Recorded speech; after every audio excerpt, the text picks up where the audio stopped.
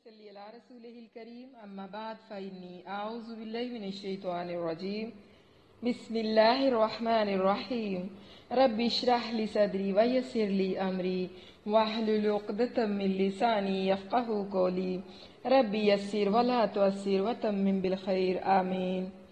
अल्हम्दुलिल्लाह, अल्लाह की रहमत के साथ आज हम लोग पारा नंबर 21 का आगाज करेंगे। हमारी जन्नत की राहों में एक और रास्ता, एक और सीढ़ी, एक और पड़ाव आ गया। जब जब हम कुरान की मंजिलों को तय करते जा रहे हैं, हमारा जन्नत का रास्ता हमारे करीब होता जा रहा है। कुरान हमारी आखिरत में निजात का जरिया है। दुआ है कि अल्लाह ताला इसे हमारी आखिरत की निजात का जरिया बना दे। और हमने जितना भी कुरान पढ़ा है, इसके अंदर हमसे जितनी भी कमी बेशियां कुताहियां हो गई हैं, अल्लाह ताला वो हमसे दूर फरमा दे और हमें माफ कर दे और हमारी इस अदना सी कोशिश को हमसे कबूल कर ले और इसे हमारे लिए हमारी आखिरत में निजात का जरिया बना दे। पिछले पारे में हमने सूरत नमल और सूरत कसस और सूरत अनकबूत का कुछ हिस्सा पढ़ा। पहली बात यह है कि हर एक नेकी की कदर की जाएगी और फिर वो क़यामत के दिन की घबराहट से हमें अमन देगी। अगर हम वाकई क़यामत की घबराहट से महफूज होना चाहते हैं तो हमें नेकियों में दौड़ लगानी पड़ेगी और अपने बच्चों को भी अपने नक्शे कदम पर चलाना पड़ेगा। दुनिया की हर चीज के लिए हम लोग भाग दौड़ करते हैं, सुबह से शाम तक, कभी इस चीज के लिए कभी उस चीज के लिए हमारी कोशिशें लगातार रहती हैं। लेकिन आखिरत के लिए, जो कि हमारा असली घर है, उसके लिए हम कोशिश नहीं करते। उसको हमने पेंडिंग कर रखा है। दुनिया को देख लें, आखिरत भी देख लेंगे। जिस तरह हम दुनिया की चीजों के लिए, दुनिया की जरूरियात के लिए भाग दौड़ करते हैं, पैसा जमा करते हैं, नौकरियां करते हैं, सारा दिन मेहनत मुशक्कत करते हैं रिज़्क के लिए, पेट भरने के लिए, कपड़ों के लिए, खाने के लिए, लेकिन याद रखें आखिरत में भी हमें कुछ पैसों की जरूरत पड़ेगी। इसलिए वहां नेकियों की सूरत में कुछ बैंक बैलेंस भेज दीजिए। वहां भी जरूरत पड़ेगी, वहां भी भूख लगेगी, कपड़ों की जरूरत भी पेश आएगी। वहां भी दिल चाहेगा कि हम लोग तरह तरह के मीठे, नमकीन, हर किस्म के खाने खाएं, हर किस्म के जायके खाएं। देखें जिस तरह हर मुल्क की एक करेंसी होती है, कहीं रुपया, कहीं डॉलर, कहीं पाउंड, उसी तरह जन्नत की भी एक करेंसी है जिसे नेकियों की करेंसी कहा जाता है, जिसे हम नेकी की करेंसी कहते हैं। वहां पर हमें खरीदने के लिए नेकियों की जरूरत पड़ेगी। तो जिस तरह हम दुनिया के काम के लिए पैसा जमा करते हैं, उसी तरह हमें अपने आखिरत के घर के लिए, अपनी आखिरत की जरूरियात के लिए वहां पर नेकियों का बैंक बैलेंस जमा करवाना पड़ेगा, ताकि जरूरत पड़ने पर हमें किसी मुशक्कत का सामना ना करना पड़े और हम लोग बिला तकल्लुफ अपनी पसंद की हर चीज वहां से ले सकें, हासिल कर सकें। खुद भी नेकी करें और अपने बच्चों के अंदर भी नेकी की रिग़बत पैदा करें। जिस तरह हमने अपनी अल अरबिया की क्लास में आप लोगों को एक डायरी लगवाई हुई है, उसके अंदर हम कहते हैं कि हर रोज की जाने वाली नेकी को आपने दर्ज करना है और फिर हफ्ते के बाद आपने उनको चेक करना है कि आपने एक हफ्ते के अंदर कितनी नेकियां की, कितने लोगों के साथ सिला रहमी की, कितने लोगों को आपने माफ किया। इसी तरह आप एक डायरी अपने बच्चों को बना के दें और उनसे कहें कि वो हर रोज नेकी करें और नेकियों का रिकॉर्ड अपनी उस डायरी के अंदर जमा करते जाएं और फिर हफ्ते के बाद देखें कि वो उसके अंदर कितनी नेकियां करने में कामयाब हुए हैं, उन्होंने उसके अंदर कितनी नेकियां दर्ज की हैं। साथ साथ शौक भी दिलाया करें कि अगर आप ये नेकी करोगे तो आपको 100 पॉइंट मिलेंगे, अगर आपने फलां नेकी की तो आपको 50 पॉइंट मिलेंगे। इससे क्या होगा, बच्चों के अंदर नेकियां करने का शौक और जज्बा पैदा होगा और आपकी तरह आपके बच्चे भी दौड़ दौड़ कर नेकियां करना शुरू करेंगे।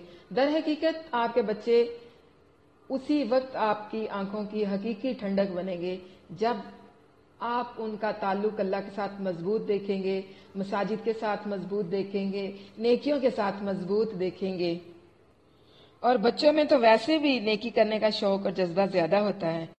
और फिर हमने ये भी देखा کہ دعاؤں کی قبولیت کا ذمہ اللہ کا ہے، اسی سے مانگی جائیں اور وہی سنتا ہے اور وہی قبول کرتا ہے۔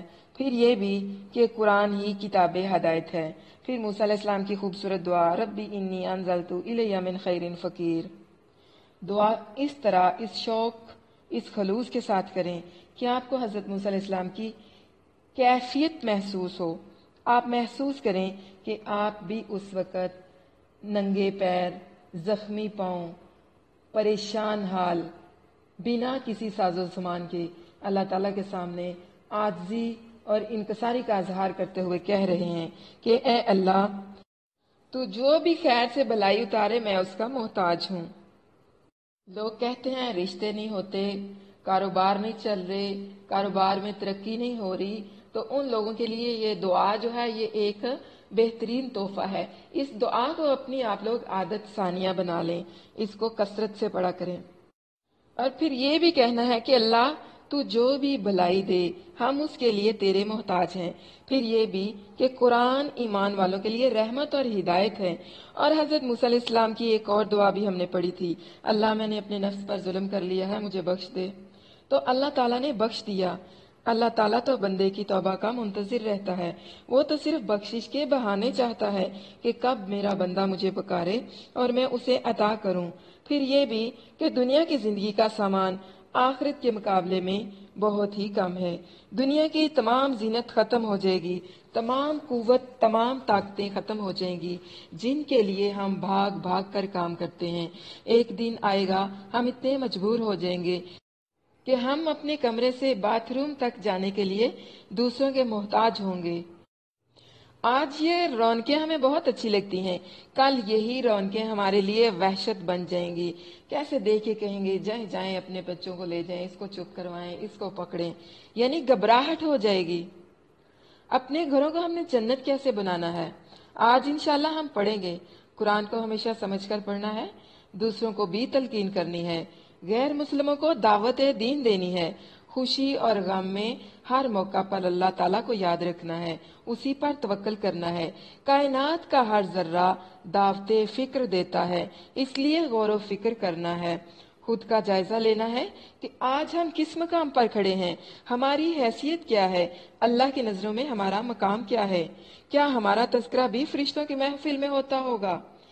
گروہ بندی سے بچ کر قرابت داروں، مسکینوں، مسافروں کو ان کے حق دینے ہیں، دین کو ٹکڑے ٹکڑے نہیں کرنا، زمین پر فساد نہیں پھیلانا، امن قائم کرنا ہے، نا امیدی کے اندھیروں سے امید کے اجالوں کو کھینچنا ہے، لغو باتوں، بےہودگی اور موسیقی سے دور رہنا ہے، شرک سے بچنا ہے، اچھے اخلاق اپنانے ہیں، خود کو برا بھلا نہیں کہنا، خود کو قرآن کے تابع کرنا ہے۔ اس بارے میں بہت ساری پیاری پیاری ایک سے بڑھ کر ایک صورتیں ہیں، تو آئیں ہم اللہ کا نام لے کر شروع کرتے ہیں۔ سورت تو ہم نے پہلے سے ہی شروع کی ہوئی ہے، اب ہم اسی سورت کی اگلی آیات پڑھتے ہیں۔ آیات کا نمبر نوٹ کر لیں، 45 سے 51۔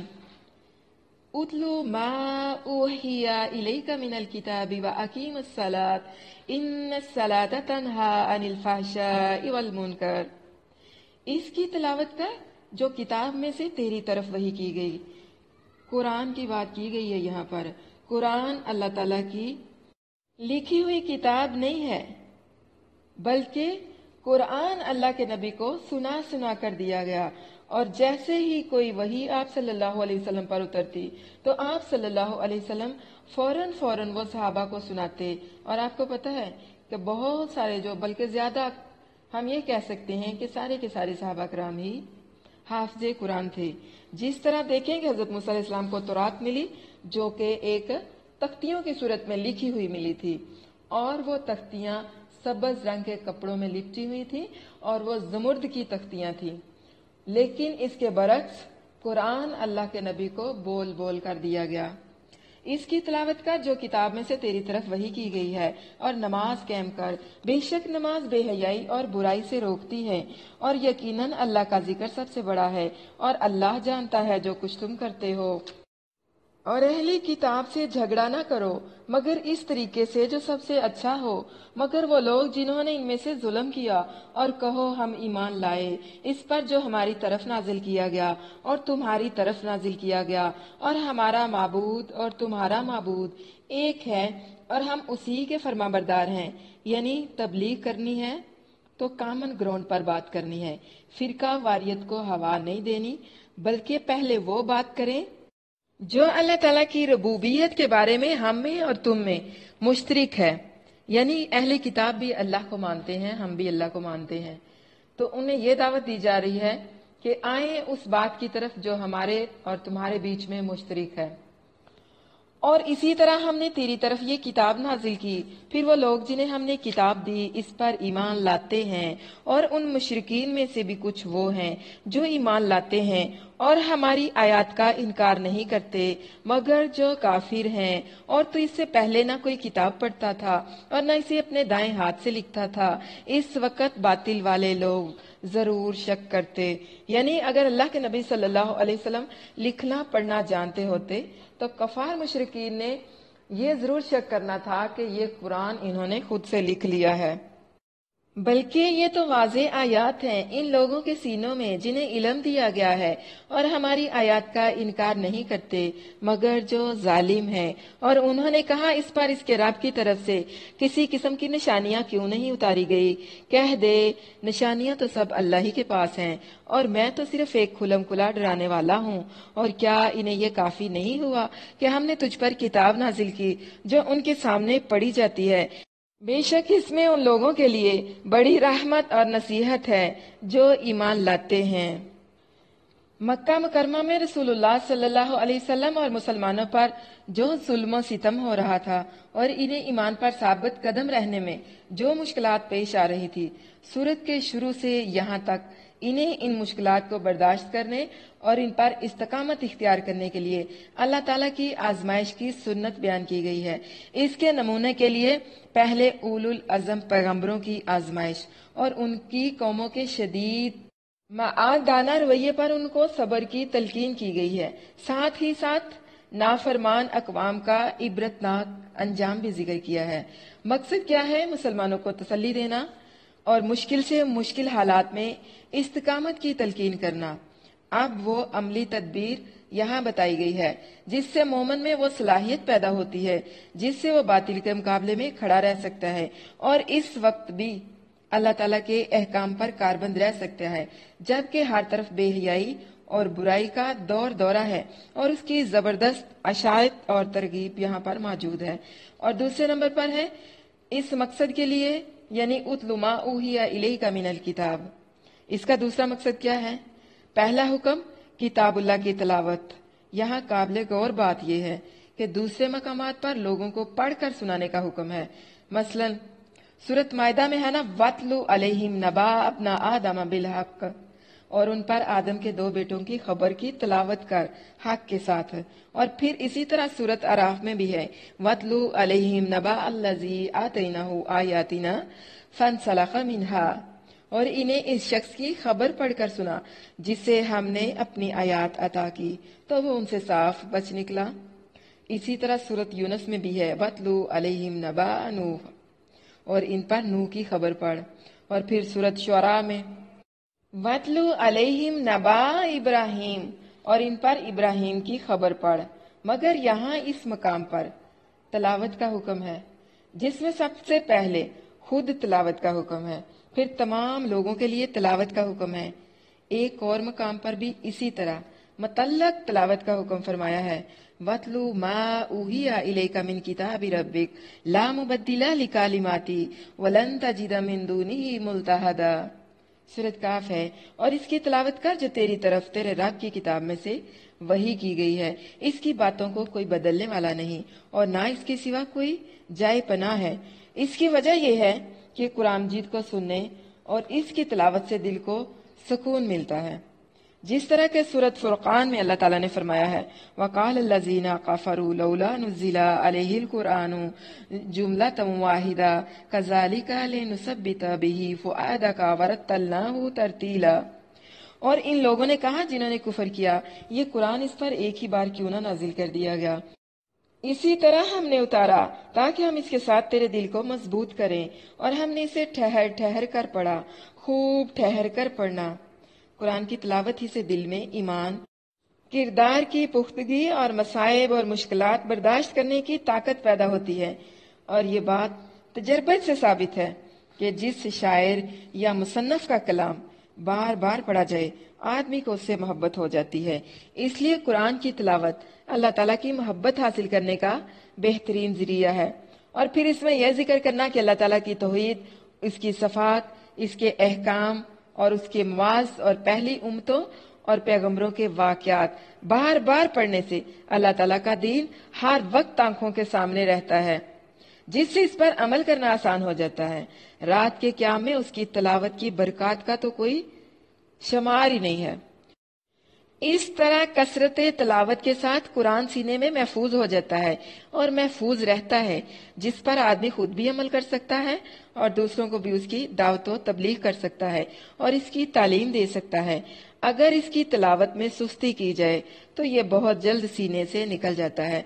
रसूलुल्लाह सल्लल्लाहु अलैहि वसल्लम ने फरमाया, कुरान का ध्यान रखो, क्योंकि इस जात की कसम जिसके हाथ में मेरी जान है, वो इससे भी जल्दी छूट कर निकल जाता है जितनी जल्दी ऊंट अपनी रस्सियों में से निकल जाते हैं। बड़े ही बदनसीब होते हैं वो लोग जो कुरान को महज एक खत करार देकर इसकी तिलावत को बेकार का मशगला कहते हैं, और ये कि कुरान में उनका दिल नहीं लगता। और तीसरी यहाँ पर क्या फजीलत है, अगरचे कुरान की तिलावत जिस तरह भी हो फायदे और सवाब से खाली नहीं, मगर इसका हकीकी फायदा तभी हासिल हो सकता है जब इसे समझ कर पढ़ा जाए, क्योंकि इसके बगैर इस पर तदब्बुर मुमकिन नहीं है। इसका तर्जमा पढ़ना है, इसकी तफसीर करनी है। आप कुरान को इस तरह से पढ़ना है कि जब आप कुरान का एक एक हरफ पढ़ें तो आपके जहन में उसके साथ साथ उसका एक एक मतलब वाज़ेह होता जाए। फरमाया, अफला यतदब्बरून अल कुरान अम अला क़ुलूबिन अक़फ़ालुहा, तो क्या वो कुरान में गौर नहीं करते या कुछ दिलों पर इनके कफल पड़े हुए हैं। समझकर पढ़ने ही से आदमी इस पर अमल कर सकता है और इसी से उसमें बातिल से मुकाबले का जज्बा और उसकी कुव्वत पैदा होती है। अक्सर अहले किताब की बर्बादी का बाइस यही हुआ कि वो तलीम और अमल के बगैर तुरात के लफ्जों की तिलावत करते थे। आजकल के मुसलमानों का भी यही हाल है। किताबुल्लाह की तिलावत में इसका लोगों को सुनाना और दावत देना भी शामिल है।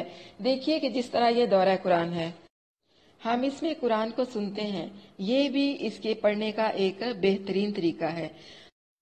हर साल बल्कि हर दफा ऐसा किया करें कि एक ऐसे इंसान के पास बैठकर अपने कुरान को दोहराया करें जिसके बारे में आपको पता हो कि इसका तलफ्फुज बहुत अच्छा है, और कोशिश करें कि कुरान का कुछ न कुछ हिस्सा आप लोग अपने सीनों में महफूज कर लें ताकि रोजे महशर वहशत और गुबराहट से बचा जा सके।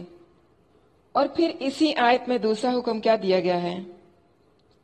दूसरा हुक्म नमाज की अकामत का है, क्योंकि इससे आदमी में अपने रब के साथ वो ताल्लुक पैदा हो जाता है जो उसके लिए हर मुसीबत और मुश्किल में मददगार साबित होता है।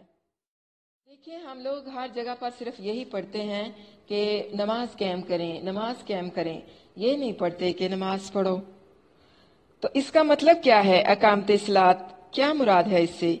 अकामत सलात से मुराद तमाम फर्ज नमाजें हैं और कायम करने से मुराद है इन्हें दुरुस्त तरीके से अदा करना। और पांचवा फायदा क्या है?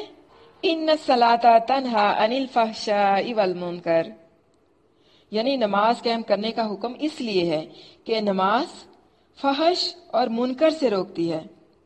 कोई भी कौल या फेल जिसमें बहुत बड़ी कबाहत हो, मसलन ज़िना वगैरह, और वो कौल जिसका इंसानी फितरत और अकल इनकार करती हो, नमाज के बेहयाई और बुराई से रोकने के दो मतलब हो सकते हैं। एक ये कि नमाज में ये तासीर है कि इससे इंसान बेहयाई और बुराई से बाज आ जाता है। दूसरा ये कि नमाजी से तकाजा ये है कि वो बेहयाई और बुराई से बाज आ जाए। इसके ये दोनों मतलब जो हैं दोनों ही दुरुस्त हैं, दोनों ही एक दूसरे के लिए लाज़िम व मुल्जिम हैं। अगर आप लोग नमाजें पढ़ते जाते हैं اور ساتھ میں برائی نہیں چھوڑتے تو اس کا مطلب یہ ہے کہ آپ کی نمازیں آپ کے حلق سے نیچے نہیں اتری۔ خلاصہ کلام یہ ہے کہ وہ آدمی جو نماز کو اس کے وقت پر جماعت کے ساتھ ادا کرے، اس کے ارکان اور اس کی شرائط اور خشوع کا خیال رکھے، صحیح طریقے سے ادا کرے، اس میں پڑھی جانے والی فاتحہ اور دوسری دعاؤں کے ذریعے سے دل کی حاضری کے ساتھ اللہ تعالیٰ سے مناجات کرے اور بار بار رب اغفر لی، رب اغفر لی، رب اغفر لی اور استغفار کی دوسری دعاؤں کے ساتھ بخشش کی درخواست کرے اور اس پر ہمیشگی اختیار کرے تو یقیناً نماز بے حیائی اور برائی سے روک دے گی۔ حضرت ابو ہریرہ رضی اللہ عنہ کی روایت ہے کہ ایک آدمی اللہ کے نبی صلی اللہ علیہ وسلم کے پاس آیا اور کہنے لگا، فلاں شخص رات نماز پڑھتا ہے، صبح ہوتی ہے تو وہ چوری کرتا ہے۔ آپ صلی اللہ علیہ وسلم نے فرمایا، ان قریب اس کا یہ عمل اسے اس کام سے روک دے گا جو تو کہہ رہا ہے۔ یہاں ایک سوال ہے کہ کیا وجہ ہے کہ کئی لوگ نماز ادا کرتے ہیں مگر بے حیائی اور برائی سے باز نہیں آتے؟ اس کے دو جواب ہیں۔ ایک یہ کہ اگر وہ نماز کو اخلاص اور اس کے ارکان اور آداب اور خشوع کا خیال رکھتے ہوئے دل کی حاضری کے ساتھ روزانہ 5 مرتبہ مسجد میں با جماعت نماز ادا کرتے ہیں تو یقیناً ان کی نماز انہیں فحش اور منکر سے باز رکھے گی۔ اگر اس کا یہ اثر ظاہر نہیں ہوا تو اس کا مطلب یہ ہے کہ اس کی نماز میں خلل ہے، یعنی دعا کے اجزاء پورے نہیں، تبھی شفا نہیں ملتی۔ یعنی جو ہم میڈیسن کھا رہے ہیں اس کی جو ڈوز ہے وہ کمپلیٹ نہیں ہے، اس لیے شفا نہیں مل رہی۔ شفا جبھی ملے گی جب ڈوز کمپلیٹ ہوگی۔ دوسرا جواب یہ ہے کہ نماز تو کہتی ہے کہ جب تو ہر کام چھوڑ کر مسجد میں آ گیا، تیرے باوضو ہونے سے، تیرے ادا کیے جانے والے الفاظ سے تیرے رب کے سوا کوئی واقف نہیں، پھر بھی تو بے وضو نماز نہیں پڑھتا، نماز میں فضول بات نہیں کرتا، تو جس رب کے ڈر سے نماز میں اس کی نافرمانی سے پرہیز کرتا ہے، نماز کے بعد بھی تجھے اس کے خوف سے ہر بے حیائی اور برائی سے اجتناب لازم ہے۔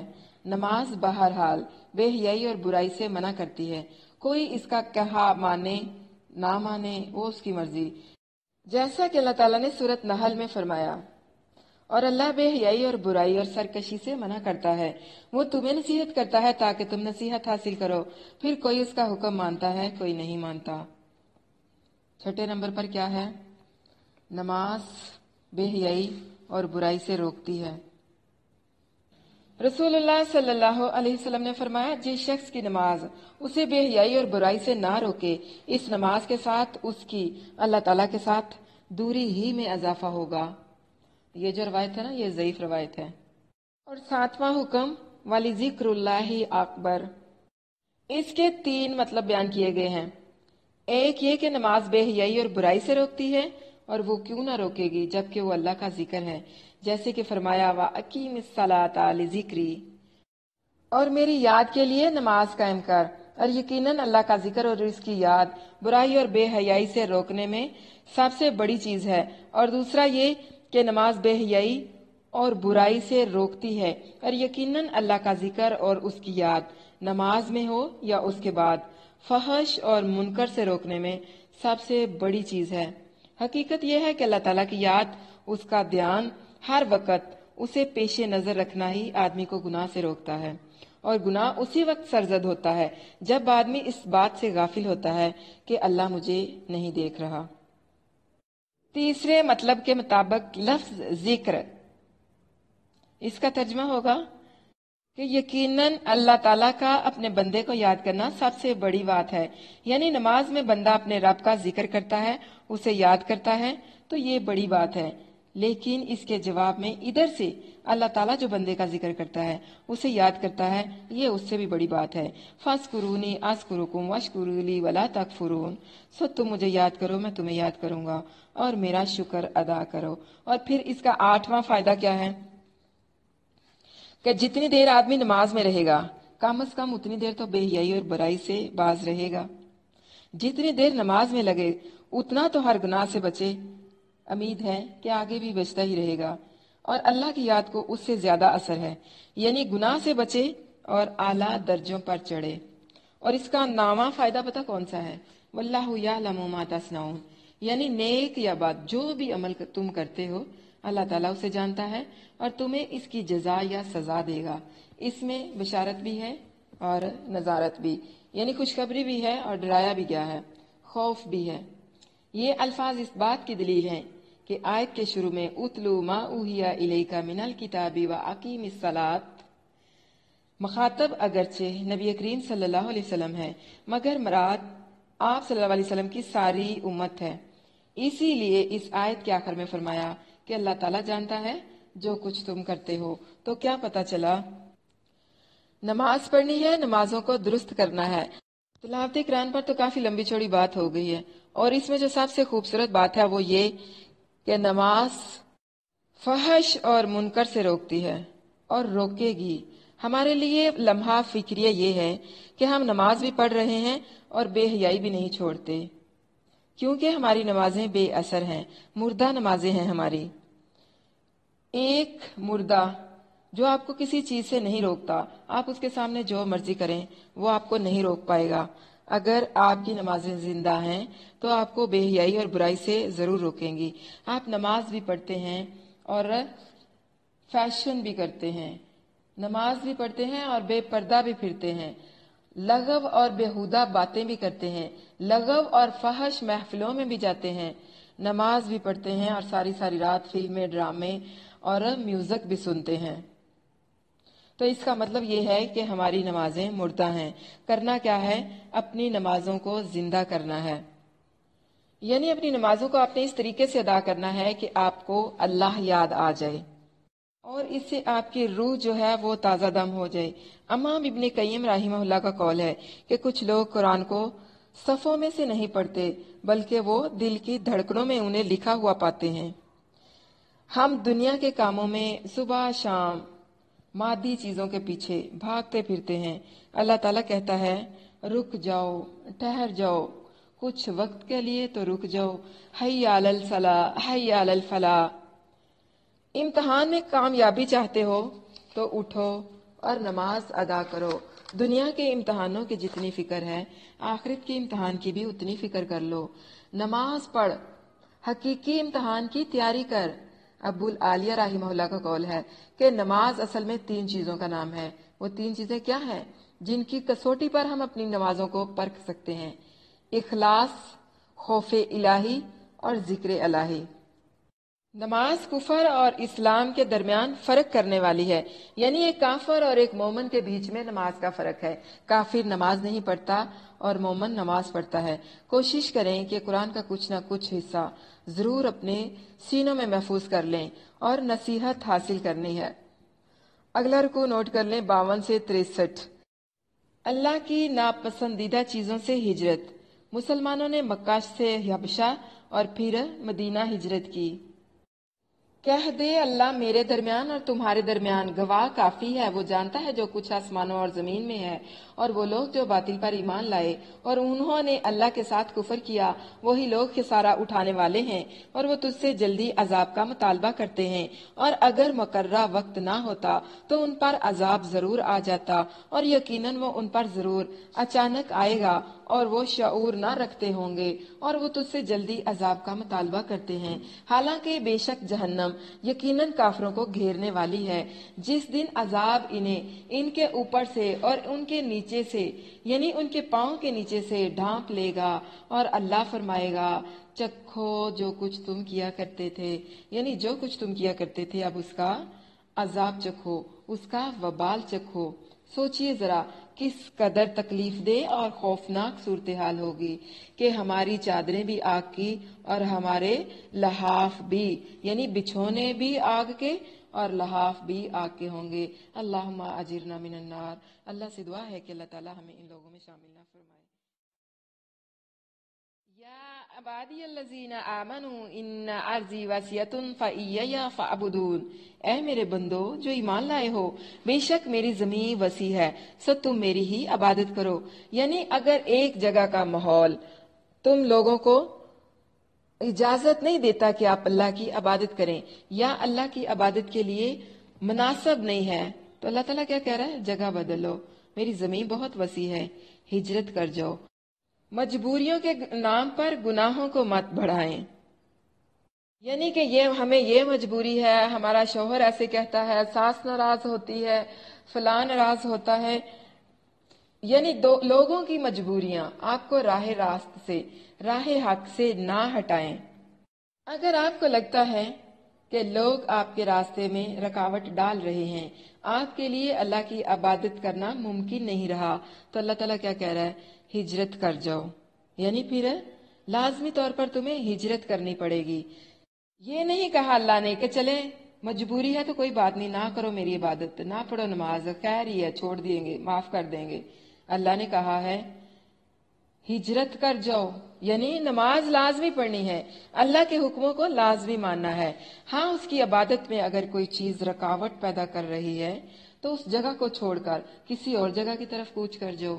हर जान मौत का जायका चखने वाली है, फिर तुम हमारी ही तरफ लौटाए जाओगे। और जो लोग ईमान लाए और उन्होंने नेक काम किए, हम इन्हें जरूर ही जन्नत के ऊंचे घरों में जगह देंगे, जिनके नीचे से नहरें बहती हैं, हमेशा इनमें रहने वाले हैं। ये इन अमल करने वालों का अच्छा बदला है जिन्होंने सब्र किया।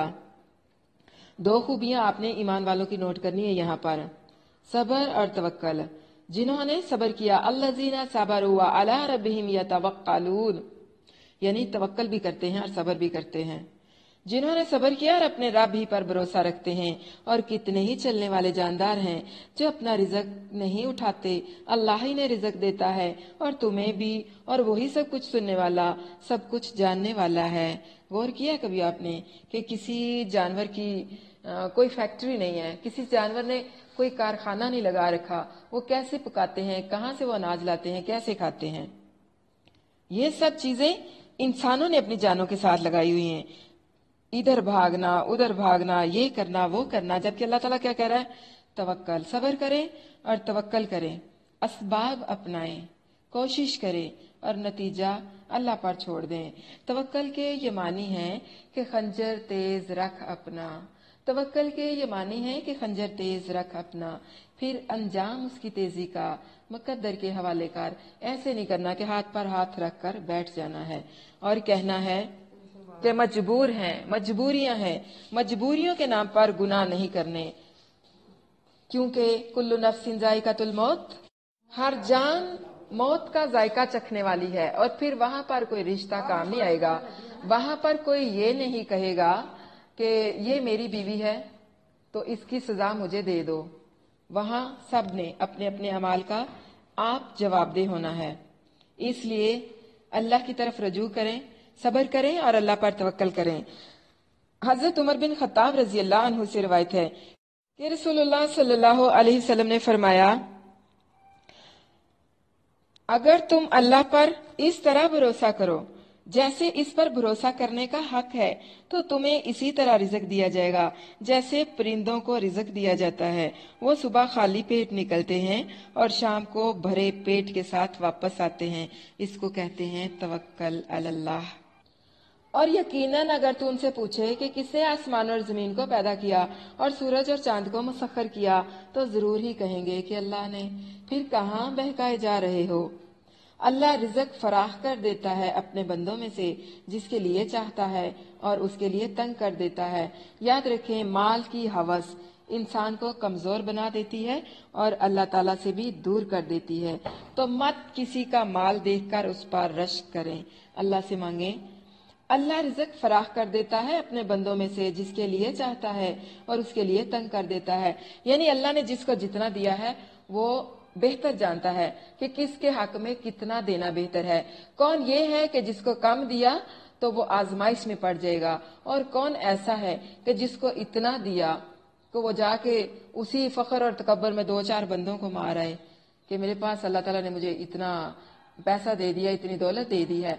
यानी अल्लाह ताला की ये हिकमत है कि किसको कितना देना है और कौन कितना लेकर उसके अंदर रहेगा, कौन कितना लेकर अपने कपड़ों से बाहर नहीं निकलेगा। तो इस तरह किसी को देखकर उन पर रश्क ना करें, उन पर हसद ना करें।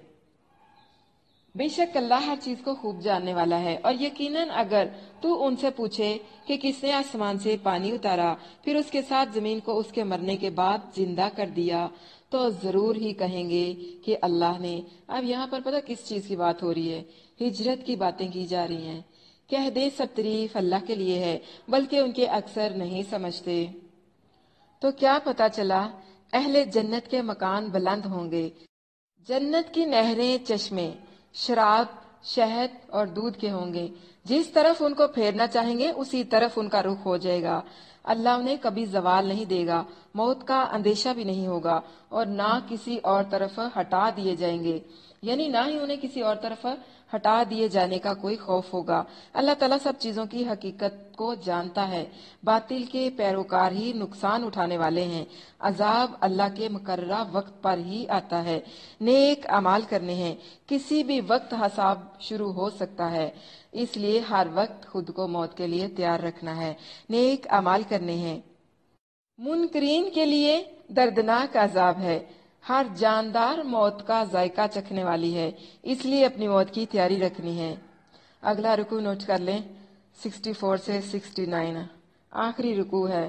اللہ مومنوں کے ساتھ ہے۔ اور دنیا کی یہ زندگی نہیں مگر ایک دل لگی اور کھیل، اور بے شک آخری گھر یقیناً وہی اصل زندگی ہے اگر وہ جانتے ہوتے۔ پھر جب وہ کشتی میں سوار ہوتے ہیں تو اللہ کو پکارتے ہیں اس حال میں کہ اسی کے لیے عبادت کو خالص کرنے والے ہوتے ہیں۔ پھر جب وہ انہیں خشکی کی طرف نجات دے دیتا ہے تو اچانک وہ شریک بنا رہے ہوتے ہیں، تاکہ جو کچھ ہم نے انہیں دیا اس کی ناشکری کریں اور تاکہ فائدہ اٹھا لیں۔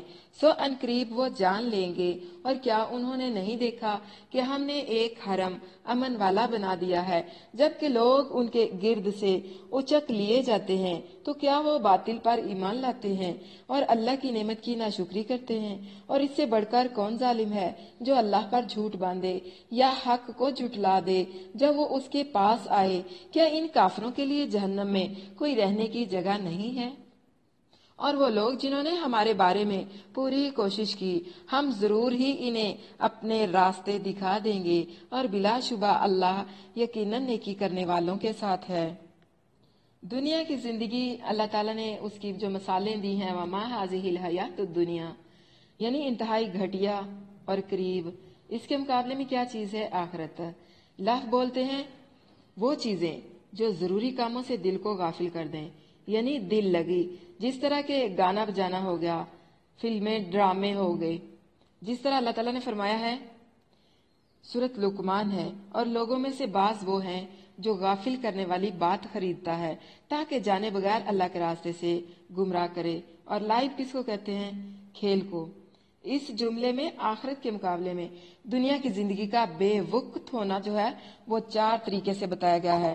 سب سے پہلے حاضر ہی، حقارت کے اظہار کے لیے، یعنی یہ جو دنیا ہے، دنیا کی زندگی، جیسا کہ فرعون نے موسیٰ علیہ السلام کی تحقیر کے لیے کہا تھا، ام انا خیر من ھذا الذی ھوا مہین، بلکہ میں اس شخص سے بہتر ہوں اور وہ جو حقیر ہے۔ اور دوسرا الدنیا، اس کا لفظ دنایت اور گھٹیا پن پر دلالت کرتا ہے۔ تیسرا لہون، یعنی دل لگی، اور چوتھا لعبن، کھیل، یعنی اس حقیر دنیا کی زندگی کی حقیقت دل لگی اور کھیل کے سوا اور کچھ نہیں۔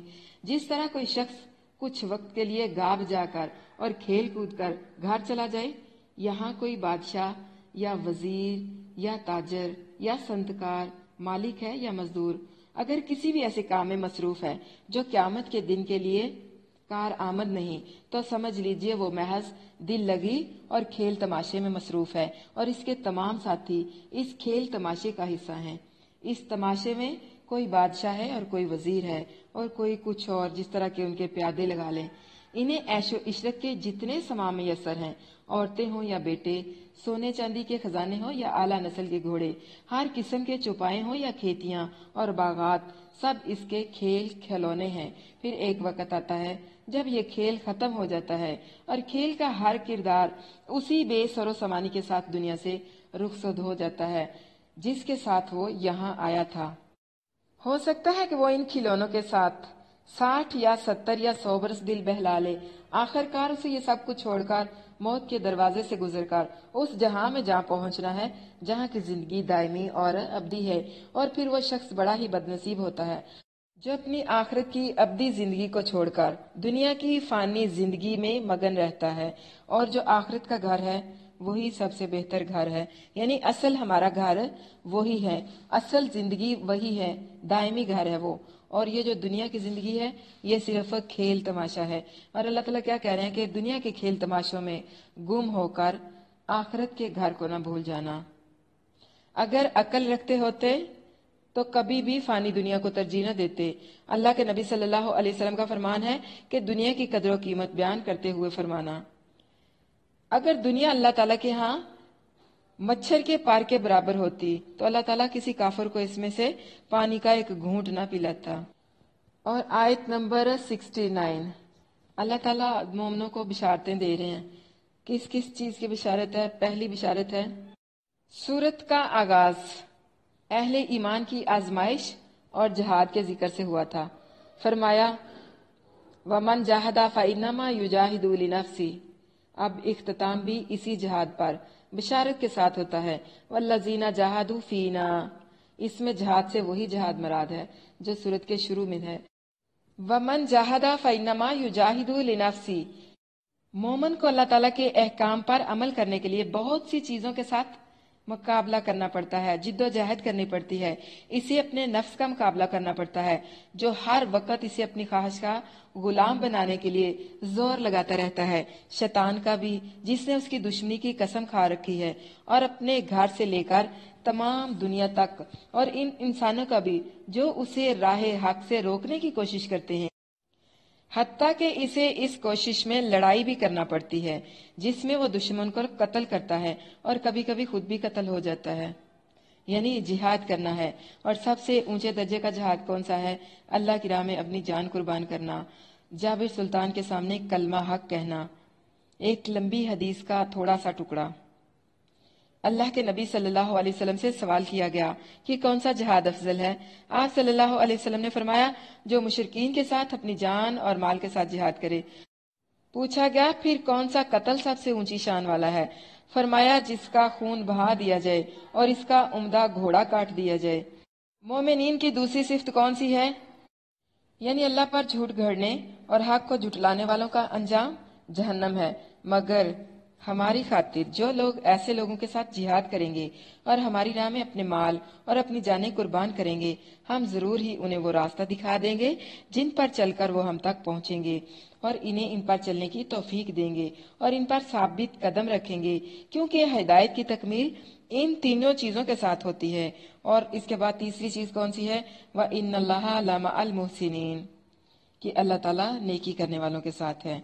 अल्लाह ताला को वो लोग पसंद हैं जो मोहसिनीन है, मोहसिन है, दूसरों पर एहसान करते हैं। और चौथी, अल्लाह ताला अर्श पर मुस्तफा है। यानी ये चीज उस चीज की दलील है कि अल्लाह ताला आसमानों के ऊपर है, और इस अकीदे की जड़ काटती है, इस अकीदे को रद्द करती है जिनका अकीदा वहदतुल वजूद का है। 5वें नंबर पर इस मुकाम पर रसूलुल्लाह सल्लल्लाहु अलैहि वसल्लम से एक रिवायत नकल है कि आप सल्लल्लाहु अलैहि वसल्लम एक गजवा से वापस आए तो आप सल्लल्लाहु अलैहि वसल्लम ने फरमाया, हम छोटे जहाद यानी कफार से लड़ाई से बड़े जहाद यानी नफ्स से जहाद की तरफ वापस आए हैं। हालांकि ये किसी शख्स का कौल है, इसे रसूलुल्लाह सल्लल्लाहु अलैहि वसल्लम के जिम्मे लगाना बहुत बड़ा झूठ और जबरदस्त दीदा दिलेरी है।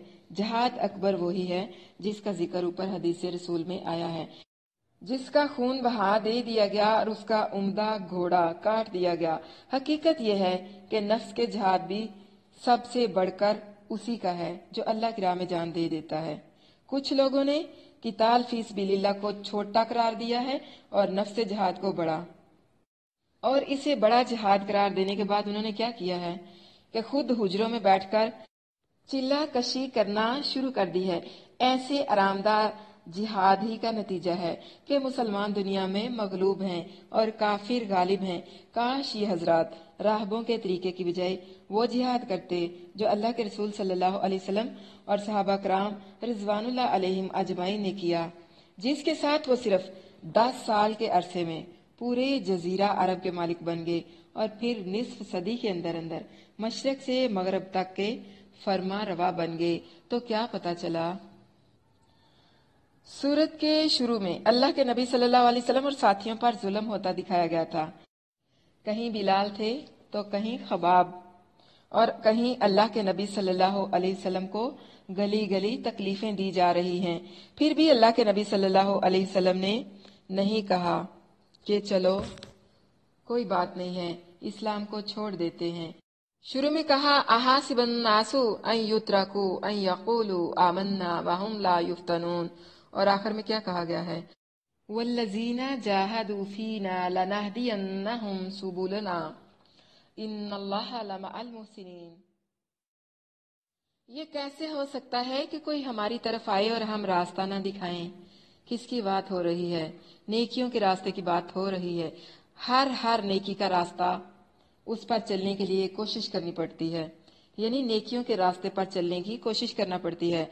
सबसे पहले नफ्स के खिलाफ जिहाद करना पड़ता है, फिर दीन का दिफा करना पड़ता है, फिर बातिल परस्तों से जिहाद, फिर जालिम को जुल्म से रोकने के खिलाफ जिहाद, फिर अमर बिल मारूफ और नहीं अनिल मुनकर का जिहाद, गुस्से को काबू करने का जिहाद, नींद से जिहाद, अल्लाह के रास्तों में माल लगाने का जिहाद। अल्लाह के नबी सल्लल्लाहु अलैहि वसल्लम का फरमान है, मुजाहिद तो वो है जो अतायत में अपने नफ्स को लगा दे और मेहनत करे। अल्लाह ताला से दुआ है कि अल्लाह ताला हमें भी अपने रास्ते में मेहनत करने वाला बना दे, ताकि आखिरत के लिए कुछ ज्यादा राह बना सकें। दुनिया की जिंदगी एक खेल के सिवा कुछ नहीं। काफिर शब और रोज दुनिया के लिए मेहनत करता है, जब उसे मौत आती है तो उसका दिल भी खाली होता है और उसके हाथ भी खाली होते हैं। बिल्कुल उसी तरह जिस तरह के बच्चे घर के बाहर रेत के घरोंदों से खेलते हैं, रेत के घर बनाते हैं और फिर शाम को खाली हाथ घर लौट आते हैं, तो उनके पास उसके सिवा कुछ नहीं होता कि बहुत सारी थकन उनके साथ आती है। दुनिया की जिंदगी में नहीं खोना, अपनी आखिरत की फिक्र करनी है, अपने आखिरत के घर को संवारना है। यानी जिस तरह हम दुनिया के घर को संवारते हैं, उसी तरह आखिरत के घर को भी संवारना है। वहां भी जन्नत में पर्दों की जरूरत है, खूबसूरत बेड की जरूरत है, और भी बड़ी ज्यादा चीजें हैं जिनसे हम अपने घरों को डेकोरेट करते हैं। तो वही सारी चीजें हमें जन्नत में भी अपने घर को डेकोरेट करने के लिए चाहिए होंगी। तो हमें उस घर के लिए भी कोशिश करनी है। यानी दुनिया का घर तो आर्जी और फानी है, इसकी बजाय हमें अपने आखिरत वाले, अपने जन्नतों वाले घर को सजाने की कोशिश करनी है। अल्लाह ताला को याद करना है, शिर्क नहीं करना, खुशहाली और बदहाली दोनों हालतों में अल्लाह ताला का शुक्र अदा करना है। खुशहाली मिले तो अल्हम्दुलिल्लाह कहना है, गम मिले तो इन्ना लिल्लाह कहना है। यानी एक सूरत मुकम्मल हो गई है और उसके साथ ही एक और खूबसूरत सूरत का आगाज हो गया है, लेकिन इसमें जन्नत और जहन्नम का जरा भी तज़किरा नहीं। इस सूरत में खास वाकया का जिक्र है। हकीकत तो ये है कि कुरान हमेशा वाकई एक मोजज़ा है। कल भी एक मोजज़ा था और आज भी मोजज़ा है। आज भी इसकी सूरतें, इनके अंदर हमारे लिए कुछ पेशन गोइयां हैं। किन के बारे में पेशन गोइयां हैं, इंशाल्लाह आयात पढ़कर हमें पता चल जाएगा।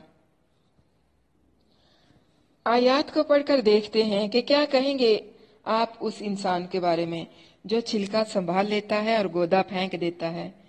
मतलब ये कि अगर आपके पास कोई अच्छा फल आता है तो आप ऐसा करते हैं कि फल के छिलके को उतार कर संभाल लेते हैं और जो फल का गूदा होता है, जो खाने वाला होता है, उसको फेंक देंगे। क्या आप ऐसे शख्स को अक्लमंद कहेंगे? नहीं ना। तो दुनिया एक छिलका है और आखिरत एक गूदा। तो अक्लमंद कौन है? जो अपने उस घर की फिक्र करे, गोदे की फिक्र करे, ना कि छिलके की। लेकिन बहुत सारे लोग ऐसे हैं जो छिलका संभाल लेते हैं और गोदे को फेंक देते हैं। आते हैं जरा आयात की तरफ। सूरह रूम मक्की सूरत है। तरतीब कुरानी के लिहाज से 30वें नंबर पर है और तरतीब नजूली के एतबार से 84 नंबर पर है। आयात की तादाद 60 और रुकू की तादाद 2 है। बिस्मिल्लाहिर्रहमानिर्रहीम। अलिफ लाम मीम गुलिबतिर रूम। रूमी मगलूब हो गए। अलिफ लाम मीम حروف مقطعات: رومی مغلوب ہو گئے سب سے قریب زمین میں، اور وہ اپنے مغلوب ہونے کے بعد ان قریب غالب آئیں گے۔ چند سالوں میں سب کام اللہ ہی کے اختیار میں ہے، پہلے بھی اور بعد میں بھی، اور اس دن مومن خوش ہوں گے۔ اللہ کی مدد سے وہ مدد کرتا ہے جس کی چاہتا ہے، اور وہی سب پر غالب نہایت رحم والا ہے۔ الف لام میم غلبت الروم فی ادنی الارض۔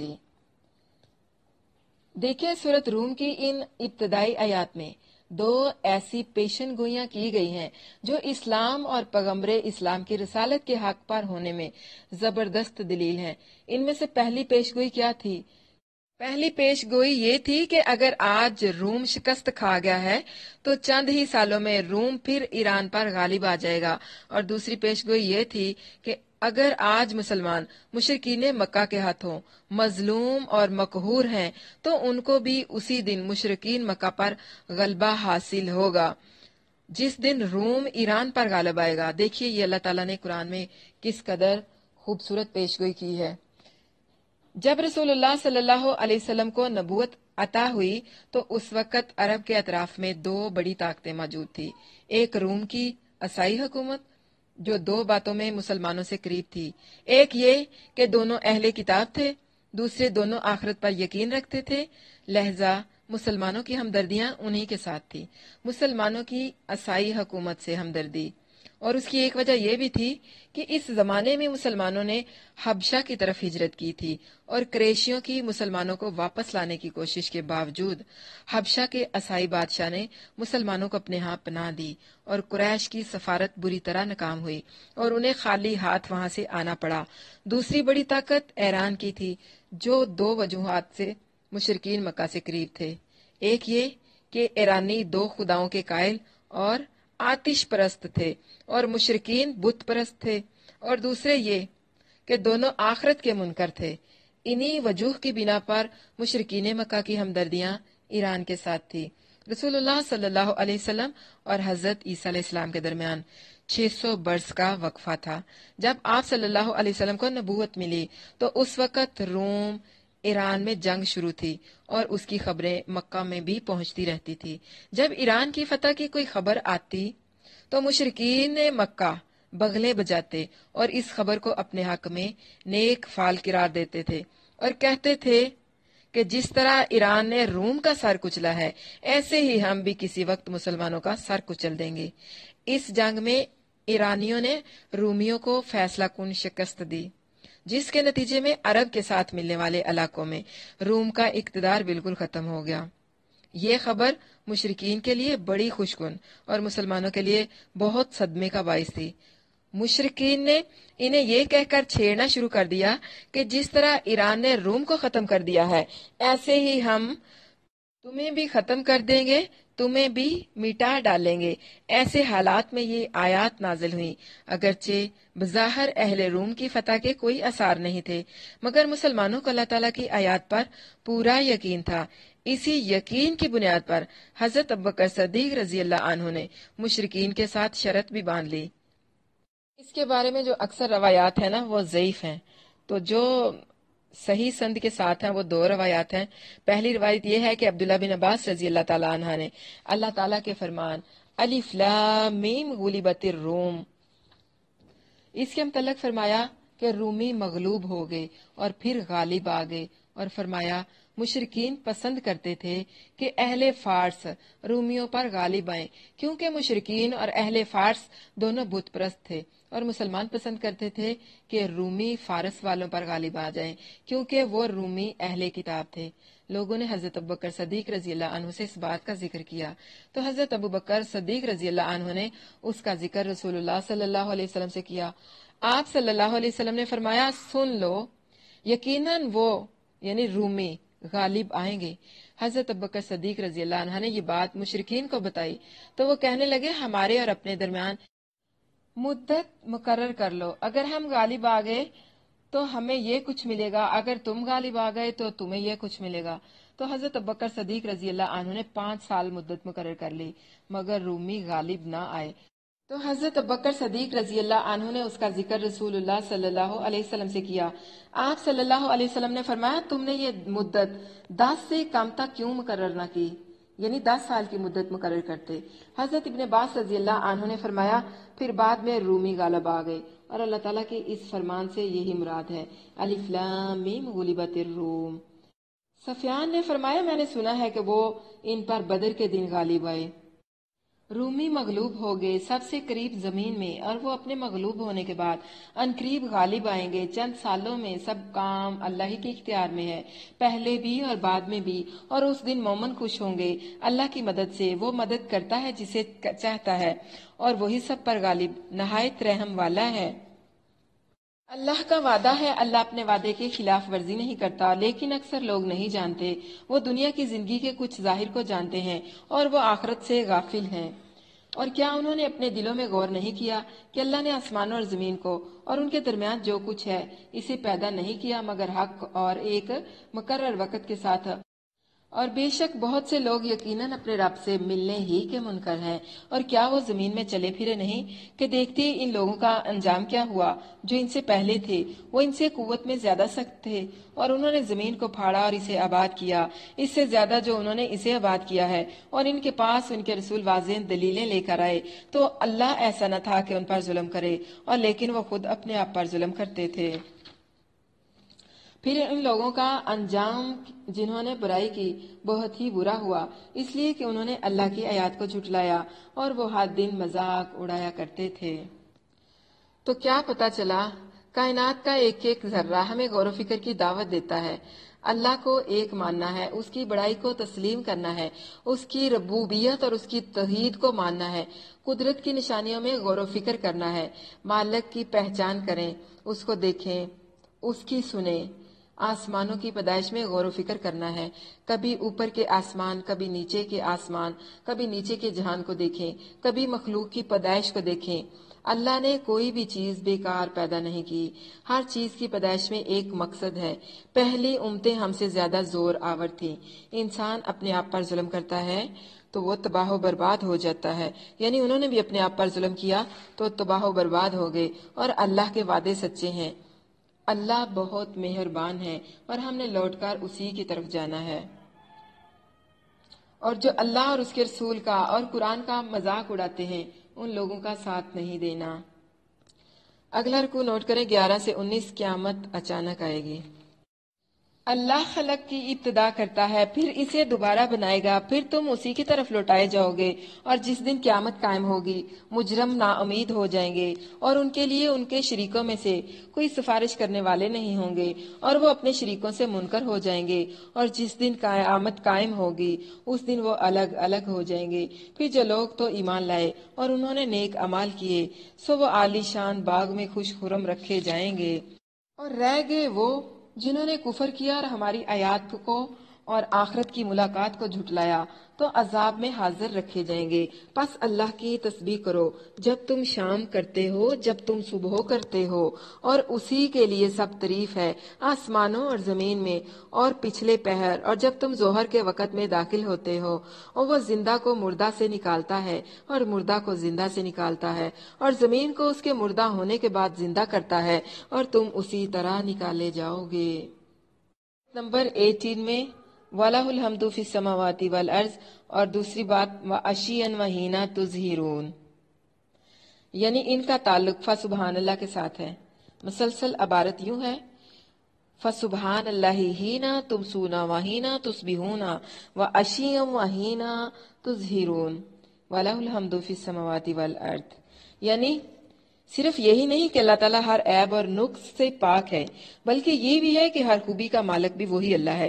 آسمانوں میں اور زمینوں میں جہاں بھی خوبی کی کوئی بات ہے اس خوبی کا مالک اور اس پر حمد کا حقدار صرف اللہ تعالیٰ ہی ہے۔ سو تسبیح کے ساتھ تحمید کا فریضہ بھی ادا کرو۔ اور دوسرے نمبر پر اسی آیت میں بتایا نمازوں کے جو اوقات ہیں، یعنی نظام عالم میں روزانہ برپا ہونے والی 5 تبدیلیوں کے مطابق رکھے گئے ہیں۔ शाम को जब सूरज गुरूब होता है, दिन की हुकूमत खत्म होती है, उस वक्त नमाज मगरब का हुक्म है। फिर इशा तक शफक का राज होता है। शफक गुरूब होने के साथ सूरज का बकिया असर भी खत्म होकर रात का अंधेरा मुकम्मल हो जाता है, जिस पर इशा की नमाज का हुक्म है। तुलुए फजर के साथ रात अपना दामन समेटती है, इस वक्त फजर की नमाज का हुक्म है। फिर सूरज की रोशनी और गर्मी जब अपने कमाल को पहुंचती है तो जोहर का हुक्म है, और आफताब की हरारत और रोशनी कमाल के बाद जर्दी में बदलना शुरू होती है तो असर की नमाज का हुक्म होता है। गोया हर इनकलाबे आलम पर इनकलाब लाने वाले के हजूर सजदा रेज होने का हुक्म है। और फिर उसके बाद कायनात में दिन को रात से और रात को दिन से बदलने और सुबह को शाम और इशा और जोहर और असर का तगैयर बर्पा करने के जिक्र के साथ ही अपनी कुदरत के कमाल यानी जिंदा से मुर्दा को और मुर्दा से जिंदा को निकालने और जमीन को मुर्दा होने के बाद जिंदा कर देने का बयान है। और इन तब्दीलियों को बतौर दलील जिक्र करने के बाद फरमाया कि इसी तरह तुम भी क़यामत के दिन दोबारा जमीन से जिंदा करके निकाल खड़े किए जाओगे। यानी तुम अपनी आंखों से देखते हो कि कायनात का ये कारखाना इसी तरह जारी है कि मुर्दा से जिंदा और जिंदा से मुर्दा निकलता है। जमीन मुर्दा पड़ी होती है, उसमें से सब्जी और तरोताजा फल और दरख्त निकल आते हैं, जबकि उसमें कोई सब्जी का नामो निशान तक नहीं होता, लेकिन पानी बरसते ही हर तरफ सब्जियां उगाती हैं और हर किस्म के जानवर पैदा हो जाते हैं। ऐसे कादरे मुतल्लक अल्लाह के लिए जितनी तारीफ की जाए कम है। उसी के लिए हर वक्त खुद को सजदा रेज करना है, जिसकी कुदरत से ये सब कुछ हुआ। तुम्हें तुम्हारे मर जाने के बाद दोबारा जिंदा करना क्या उसके लिए कुछ? तो क्या पता चला, अल्लाह पर यकीन रखना है, सबको लौटकर अल्लाह की तरफ जाना है। सारी मखलूकात की सिर्फ एक अल्लाह को फिक्र है। सबकी रोजियां वही बनाने वाला है और सबकी रोजियों की फिक्र भी उसे है, और सारी मखलूकात को पैदा करने वाला भी अल्लाह है। रोजे क़यामत कोई किसी की सिफारिश नहीं करेगा, किसी की सिफारिश किसी के काम नहीं आएगी, इसलिए रोजे क़यामत के लिए अपनी तैयारी रखनी है। अब अगला आप रुकू नोट करें 20 से 27। नेक हमनशी और बुरा हमनशी, इससे मुराद पता कौन है? मियाँ बीवी। बीवियां भी बोल सकते हैं और मियाँ भी बोल सकते हैं, यानी दोनों एक दूसरे के साथी हैं, जो बुरे हमनशी भी साबित हो सकते हैं और अच्छे हमनशी भी साबित हो सकते हैं। और उसकी निशानियों में से कि इसने तुम्हें हकीर मिट्टी से पैदा किया, फिर अचानक तुम बशर हो जो फैल रहे हो। और इसकी निशानियों में से कि उसने तुम्हारे लिए तुम्ही में से बीवियां पैदा की ताकि तुम उनकी तरफ जाकर आराम पाओ, और उसने तुम्हारे दरमियान दोस्ती और मेहरबानी रख दी। बेशक इसमें इन लोगों के लिए यकीनन बहुत सी निशानियां हैं जो गौर करते हैं। और इसकी निशानियों में से आसमान और जमीन को पैदा करना और तुम्हारी जुबान और तुम्हारे रंगों का अलग अलग होना। बेशक इसमें जानने वालों के लिए यकीनन बहुत सी निशानियां हैं। और इसकी निशानियों में से तुम्हारा दिन और रात में सोना और तुम्हारा उसके फजल से हिस्सा तलाश करना है। बेशक इसमें उन लोगों के लिए यकीनन बहुत सी निशानियां हैं जो सुनते हैं। और इसकी निशानियों में से है वो तुम्हें खौफ और तमा के लिए बिजली दिखाता है और आसमान से पानी उतारता है, फिर जमीन को इसके साथ इसके मुर्दा होने के बाद जिंदा कर देता है। बेशक इसमें उन लोगों के लिए यकीनन बहुत सी निशानियां हैं जो समझते हैं। और इसकी निशानियों में से है आसमान और जमीन उसी के हुक्म से कायम है। फिर जब वो तुम्हें जमीन से एक ही दफा पुकारेगा तो अचानक तुम निकल आओगे, और आसमान और जमीन में जो भी है उसी का है, सब उसी के फरमाबरदार हैं। और वही है जो खलक को पहली बार पैदा करता है, फिर उसे दोबारा पैदा करेगा। वो इसे ज्यादा आसान है, और आसमान और जमीन में सबसे ऊंची शान उसी की है, और वही सब पर गालिब कमाल हिकमत वाला है। आयत नंबर 20, वमिन आयातिही, यहाँ से 6 आयात तक ऐसी निशानियां यानी अजीबो गरीब चीजों का बयान है, जो एक तो ऊपर के सिलसिला कलाम के मुताबिक इस बात की दलील है कि अल्लाह ताला उस पर कादिर है कि मरने के बाद लोगों को दोबारा जिंदा करके उनका मुहासबा करेगा और इन्हें जज़ा सजा देगा।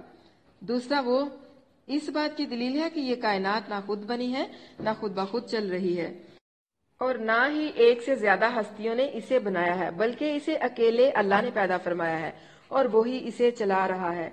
इस कारखाना हस्ती में इसका कोई शरीक नहीं। ये 6 की 6 आयात व मिन आयाती ही, یعنی اس الفاظ کے ساتھ کہ اس کی نشانیوں میں سے، اس کی نشانیوں میں سے، اس کی نشانیوں میں سے، یعنی اس کی نشانیوں میں سے اس لفظ کے ساتھ شروع ہوتی ہے، جس کا مطلب یہ ہے کہ اللہ تعالیٰ کی آیات اور اس کے عجائب قدرت میں سے یہ چند آیات ہیں۔ تمام آیات کا تو شمار ہی کرنا ممکن نہیں، مگر سمجھنے اور ایمان لانے کے لیے یہی نشانیاں کافی ہیں۔ تراب، مٹی، اپنی نشانیوں میں سب سے پہلے انسان کی پیدائش کا ذکر فرمایا، کیونکہ انسان دوسری تمام چیزوں سے زیادہ اپنے آپ کو جانتا ہے۔ اسے اپنے وجود پر غور کرنا چاہیے کہ اس کا وجود کس طرح بنا، کیسے انسان وجود میں آیا۔ یہ کہ تمہیں حقیر مٹی سے پیدا کرنے سے مراد تمہارے باپ آدم کو حقیر مٹی سے پیدا کرنا ہے۔ ثم پھر اس کا مطلب یہ ہے کہ اسے اکیلے ہی کو نہیں بنا کر چھوڑ دیا، بلکہ نطفے اور بیضے کے ملاپ کے ساتھ اس کے توالد و تناسل کا ایسا عظیم و شان سلسلہ جاری کیا کہ تم بشر کی صورت میں ساری زمین پر پھیل رہے ہو، اور سینکڑوں ہزاروں سالوں سے یہ سلسلہ جاری ہے۔ دوسرا مطلب اس کا یہ ہے حقیر مٹی سے پیدا کیا، اس سے مراد کیا ہے کہ یہ تم سب مٹی سے پیدا کیے گئے ہو، مٹی میں چلے جانا ہے، اور پھر اللہ تعالیٰ اسی مٹی سے تم سب کو دوبارہ زندہ کرے گا۔ آپ کو پتہ ہے یہ جو مٹی ہے اس کو مردہ بولتے ہیں، کہ یہ مردہ مٹی ہے۔ مٹی کا جو مزاج ہوتا ہے وہ سرد اور خشک اور حرارت سے خالی اور رطوبت سے بھی، جن سے حیات وجود میں آتی ہے۔ تمہارا وجود اور ان تمام اشیاء کا وجود جن سے تمہاری زندگی قائم ہے، اسی بے جان مٹی سے قائم ہے، کیونکہ انسان کی پیدائش نطفہ سے ہے، جو ظاہر ہے غذا سے بنتا ہے، اور غذا نباتات سے بنتی ہے یا حیوانات کے گوشت، دودھ اور گھی سے۔ ان حیوانات کی زندگی بھی نباتات یا ایسی ہی چیزوں پر موقوف ہے جو زمین سے پیدا ہوتی ہیں۔ غرض یہ کہ تمہارا وجود اس مردہ مٹی سے ہے، جس سے پیدا ہونے کے مرحلے گزارنے کے بعد تم اچانک بشر کی صورت میں زمین پر پھیل جاتے ہو۔ اچانک اس لیے فرمایا کہ تخلیق کے تمام مراحل لوگوں کی نظروں سے مخفی رکھے گئے ہیں، یعنی چھپائے گئے ہیں۔ ماں کے پیٹ سے بچے اور انڈے سے چوزے کا ظہور اچانک ہی ہوتا ہے۔ تنتشرون، یعنی بے جان مٹی سے پیدا کر کے تمہیں بھرپور زندگی عطا فرمائی اور تم زمین میں پھیل گئے۔ اور آیت نمبر 21 میں جو بہترین ساتھی اور بدترین ساتھی کی مثال دی گئی تھی، یعنی اللہ تعالیٰ کی عظمت اور اس کی کمال قدرت پر، یہ جو آیت ہے یہ دلالت کرتی ہے کہ اس نے تمہاری خاطر نہ کہ اپنے کسی فائدے کے لیے خود تمہیں میں سے بیویاں پیدا کی، تاکہ تم ان کی طرف جا کر سکون حاصل کرو، جسمانی طور پر کسی کے پاس جا کر رہنا، قلبی اور روحانی طور پر کسی کے پاس راحت اور سکون پانا۔ یہ سب کیا ہے؟ یہ سب اللہ تعالیٰ کی عظیم نشانیوں میں سے ہیں۔ دیکھیے ہمارے والد حضرت آدم علیہ السلام کو جنت میں رہ کر بھی جہاں ہر نعمت موجود تھی، سکون اسی وقت حاصل ہوا جب اللہ تعالیٰ نے خود ان کی ذات سے ان کی بیوی اور ہماری ماں اماں حوا کو پیدا فرمایا، جیسا کہ فرمایا هو الذی خلقکم من نفس واحدۃ وجعل منها زوجها لیسکن الیہا، اور وہی ہے جس نے تمہیں ایک جان سے پیدا کیا اور اس سے اس کا جوڑا بنایا تاکہ وہ اس کی طرف جا کر سکون حاصل کرے۔ آدم علیہ السلام کے بعد ان کی اولاد کے سکون کے لیے مردوں اور عورتوں کو ایک دوسرے کے لیے جوڑے بنا دیا۔ یہ اس کی قدرت کا کمال ہے کہ مردوں اور عورتوں کی پیدائش ہمیشہ اس اعتدال اور توازن سے رہی ہے کہ ان کی باہمی زوجیت کی ضرورت پوری ہوتی رہتی ہے۔ کبھی ایسا نہیں ہوا کہ مرد اتنے زیادہ ہو جائیں کہ انہیں بیوی نہ مل سکے، یا عورتیں اتنی بڑھ جائیں کہ انہیں خامد نہ مل سکے۔ اور یہ بھی اس کی حکمت ہے کہ مرد کو عورت اور عورت کو مرد کے پاس ہی سکون حاصل ہوتا ہے۔ اس لیے اللہ تعالیٰ نے خود انسان میں سے ان کے جوڑے پیدا فرمائے۔ معلوم ہوا وہ تمام کہانیاں یکسر افسانے ہیں جن میں انسانوں اور جنوں کے درمیان زوجیت اور توالد و تناسل کا ذکر ہے، اور یہ بھی معلوم ہوا کہ وہ راہب اور جوگی جو انسانی فطرت سے جنگ کر کے عورتوں سے قطع تعلق کے ساتھ سکون تلاش کرتے رہے یا کر رہے ہیں، سخت دھوکے میں پڑے ہوئے ہیں، کیونکہ فطرت سے جنگ کا انجام ہمیشہ شکست ہوتا ہے۔ جس طرح بھوک کے وقت کھانا اللہ تعالیٰ سے تعلق کی راہ میں رکاوٹ نہیں بلکہ انسان کی زندگی کی ایک بنیادی ضرورت ہے، اسی طرح شادی اللہ تعالیٰ سے تعلق کی راہ میں رکاوٹ نہیں بلکہ انسان کے لیے سکون کا باعث اور اس کی بنیادی ضرورت ہے۔ औलादे आदम में सबसे ज्यादा मुत्तकी शख्स रसूलुल्लाह सल्लल्लाहु अलैहि वसल्लम थे। आप सल्लल्लाहु अलैहि वसल्लम ने फरमाया, दुनिया में से मेरे लिए औरतें और खुशबू महबूब बना दी गईं और मेरी आंखों की ठंडक नमाज में बना दी गई। याद रहे, यह सुकून मर्द और औरत के निकाह के ताल्लुक ही से हासिल होता है, क्योंकि ज़ौजियत का जायज तरीका यही है। बदकारों को ये नेमत मैसर नहीं आ सकती। काफिर अकवाम ने अल्लाह के अहकाम से बगावत करके निकाह के बगैर मर्द और औरत की जिंदगी गुजारने का जो तरीका इख्तियार कर रखा है, इससे इन्हें कभी सुकून नहीं मिल सकता जो एक बीवी को खावंद और खावंद को बीवी से मिलता है। और इन मलऊनों का तो जिक्र ही क्या है, जो मर्दों को मर्दों से या औरतों की औरतों से हवस पूरी करते हैं, या कुत्तों और बिल्लियों से और दूसरे जानवरों से सुकून हासिल करने की नाकाम और नामराद कोशिश करते हैं, क्योंकि ये इंसानों ही के नहीं बल्कि जानवरों की फितरत के भी खिलाफ है। और फिर इसकी दूसरी वजह क्या बनाई, वजाला बैनकुम मवद्दा, यानी मर्द औरत की ज़ौजियत में सुकून के साथ साथ अल्लाह ताला ने दोस्ती और रहमत भी रख दी है। दुनिया में इश्क की बेशुमार दास्तानें मशहूर हैं और हर तरफ उसी का शोर और हंगामा है, मगर हकीकी दोस्ती और मोहब्बत जो अल्लाह ताला के फजल से खामद और बीवी के दरमियान पैदा होती है, नाजायज इश्क और हराम की मोहब्बत में गिरफ्तार लोग इसकी बू को भी नहीं पा सकते। क्या ये अल्लाह ताला की अजीम निशानी नहीं कि वो मर्द और औरत जो एक दूसरे से पूरी तरह वाकिफ भी नहीं होते, निकाह के बाद अल्लाह ताला के फजल से मवद्दत और मोहब्बत के ऐसे रिश्ते में बन जाते हैं जो जिंदगी भर कायम रहता है और दिन ब दिन मजबूत होता है। रसूलुल्लाह सल्लल्लाहु अलैहि वसल्लम ने फरमाया, हमने दो मोहब्बत करने वालों के लिए निकाह जैसी चीज नहीं देखी, यानी जब औरत और मर्द को एक दूसरे से मोहब्बत हो जाए तो हमने उनके लिए निकाह जैसी कोई चीज नहीं देखी, क्योंकि इससे मोहब्बत में मजीद इजाफा होता है, जबकि जिना के नतीजे में मोहब्बत की बजाय अदावत और बुग़्ज़ पैदा होता है।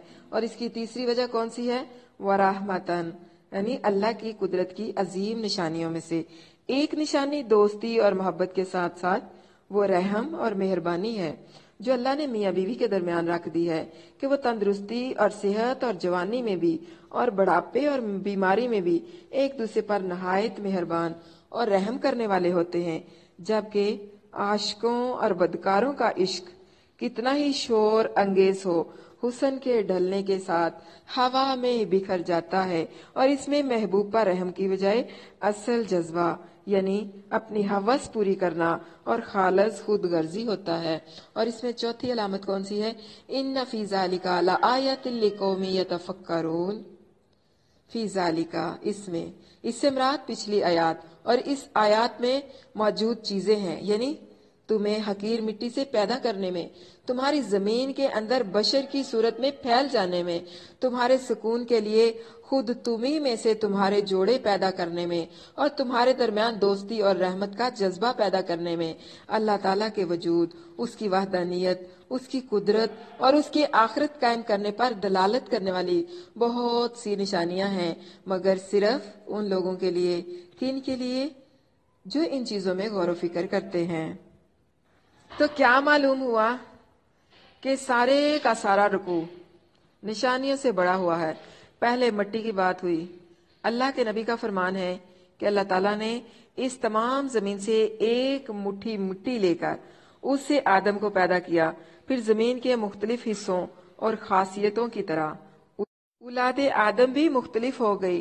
गोरे, कोई काले, कोई स्याह हैं, कोई सुर्ख हैं, तो कोई सफेद, कोई खबीस है तो कोई पाक, कोई खुश खुलक है और कोई बद खुलक। जिस तरह हमें जाहिर रंगत में देखें फेयर कलर पसंद है और इसके लिए लोग क्रीमें इस्तेमाल करते हैं, कोई फेयर एंड लवली लगाता है तो कोई गोल्डन पर्ल लगाता है, लेकिन अच्छे इखलाक करने वाले, उन सबको इन चीजों की जरूरत नहीं होती। अच्छे इखलाक इंसान को संवारकर खूबसूरत बनाते हैं। और सबसे बेहतर चीज जो है कि रोजे क़यामत भी फेयर चेहरे अल्लाह को पसंद हैं, और वो फेयर चेहरे वो नहीं जिन्हें क्रीमों के साथ फेयर किया गया हो, बल्कि अल्लाह को वो चेहरे पसंद हैं जिन्हें नेक अमाल के साथ फेयर किया गया होगा, नमाजें पढ़ी होंगी, रोजे रखे होंगे, बुराइयों से इज्तनाब किया गया होगा, अमर बिल मारूफ और नहीं अनिल मुनकर की वजह से उनमें फेयरनेस आई होगी। खूबसूरती अमाल से होती है, रंगत से नहीं। इसलिए अपने अमाल को खूबसूरत बनाना है, रिश्तों को निभाना है। रिश्ते एहसास से होते हैं। खूबसूरत बनने के लिए रिश्तों का एहसास करना है, तानाबाजी नहीं करनी, किसी का दिल नहीं दुखाना, अपने शौहरों की हाँ में हाँ मिलाना है, खुश मजाज बीवियां बनना है। शौहरों को वो बीवियां पसंद हैं जो खुश मजाज होती हैं, और अल्लाह ताला को भी वो खवातीन पसंद होती हैं जो अपने शौहरों की फर्मा बरदार होती हैं। ये अल्लाह ताला की कुदरत कामला ही तो है कि वो मट्टी में जज्बात डाल देता है। तकब्बर और गुरूर से बचना है। रात सोने के बाद सुबह सेहतमंद उठ जाना अल्लाह ही की कुदरत की निशानियां हैं। बंजर जमीनों को आबाद करना है, वो आली शान अल्लाह है, उसी की इबादत करनी है। और एक काम और भी करना है, अपने रूठे हुए शौहरों को मनाना है, और साथ साथ ये भी कि अपने शौहरों के तंग हालात में उनका साथ देना है। दिल नहीं दुखाना, तानाबाजी नहीं करनी, तेरे घर से कभी कुछ मिला नहीं, तेरे पास से कभी कुछ नसीब नहीं हुआ। तो जिन जिन के दिलों में अपने अपने शौहरों के खिलाफ कुछ गुस्सीले जज्बात हैं, उनको नजरअंदाज करना है।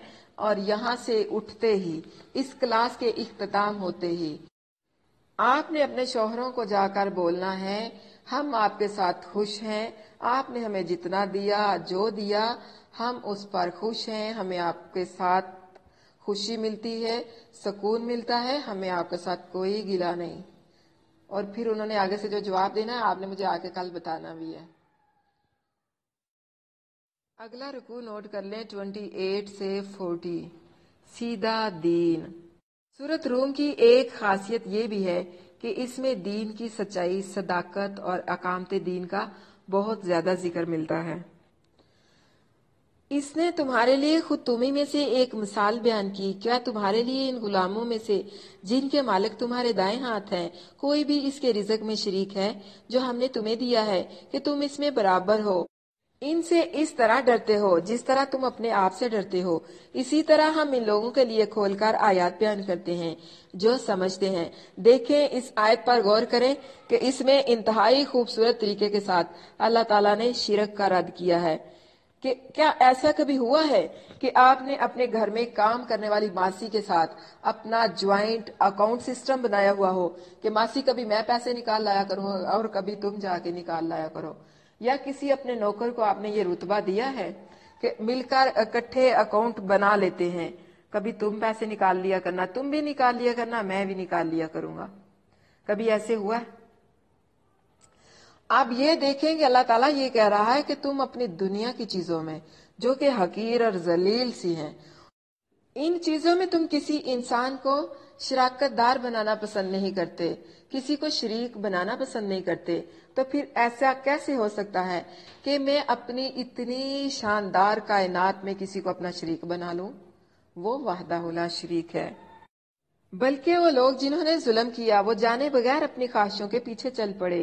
ये ख्वाहिश नफ्स है जो इंसान से बहुत ज्यादा गलत काम करवाते हैं। फिर इसे कौन राह रास्त पर लाए जिसे अल्लाह ने गुमराह कर दिया हो और उनके लिए कोई मदद करने वाले नहीं।